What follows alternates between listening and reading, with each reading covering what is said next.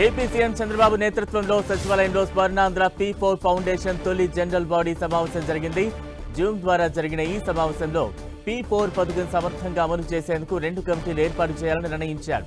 P4 అమలు పర్యవేక్షణ కోసం జిల్లా నియోజకవర్గ స్థాయి చాప్టర్లు ఏర్పాటు చేయాలని సీఎం ఆదేశాలు జారీ చేశారు. కమిటీలో ఇన్ఛార్జ్ మంత్రులు, ఎంపీలు, ప్రజాప్రతినిధులు, అధికారులు సభ్యులుగా ఉంటారని తెలిపారు.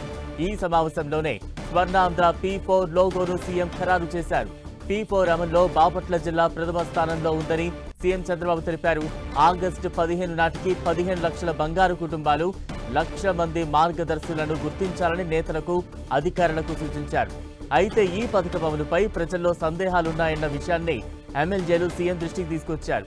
P4 వల్ల సంక్షేమ పథకాల్లో కోత ఉండదని, ఇది సంక్షేమానికి అదనమని సీఎం స్పష్టం చేశారు. P4 పథకంపై ప్రజల్లో అపోహలను తొలగించాలన్నారు. బంగారు కుటుంబాలకు సరైన సమయంలో సహకారం, నిరంతర గైడెన్స్ ఇవ్వడమే మార్గదర్శకుల బాధ్యతగా తీసుకోవాలని సూచించారు.